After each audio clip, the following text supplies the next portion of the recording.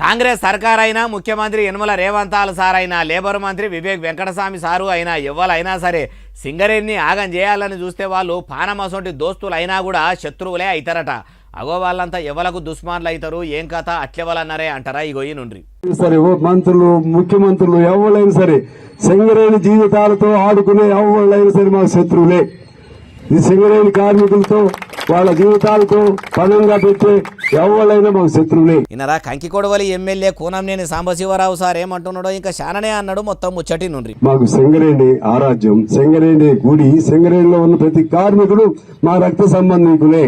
ఎందుకంటే వాళ్ళ పేరుతో నేను ఒక ఎమ్మెల్యే గెలిచాను. అయ్యా ఎమ్మెల్యే సారు సింగరేణి కార్మికులు అంటే రక్త సంబంధం అని అవడితిరి. షై సర్కారు దిక్కు సింగరేణిని ప్రైవేట్ కమ్మాలని కుట్రలు చేస్తుందని అంటున్నారు. మొన్నటిదాకా కాంగ్రెస్ ప్రభుత్వంలోనే పొత్తుల పోయిన మీరు ఇప్పుడు సింగరేణి కోసం పొత్తును పక్కకు పెడతారా అంటే ఇంకా మస్తుగానే అన్నాడు. మొత్తం ముచ్చటి నుండి ఇది మానవత్వం ఉందా, మంచి గుణం ఉందా, రాక్షస గుణం ఉందా నాకేం అర్థం కావట్లేదు. అందువల్ల ఇటువంటి కొన్ని సమస్యలు ఉన్నాయి. అది పేరు మార్పుది ఒకటి ఉంది, అదేవిధంగా డిస్మిస్ కార్మికులు ఉన్నాయి, అదే పెరుకు లాంటి సమస్య ఉంది, ఇంకా కొన్ని ఇతర సమస్యలు ఉన్నాయి. అన్ని తీర్చగలిగిన సమస్యలే, పరిష్కారం అవ్వగలిగిన సమస్యలే.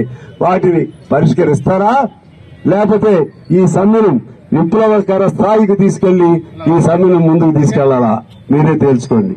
సింగరేణి కార్మికుల బాధలు వాపాలే, సింగరేణిల సిరులు గురువాలన్నట్టు షై సర్కారు చక్కదనంగా పనిచేయాలే, కార్మికుల బాధలు వాపాలనుకొచ్చుండు. అయ్యా లేబర్ మంత్రి వివేక్ వెంకటస్వామి సారు మరి సింగరేణి కార్మికుల బాధలు వాపే పని ముంగటేసుకుంటారా మీరే చెప్పాలంటారు. ఏ ముచ్చటిన్నోళ్ళు.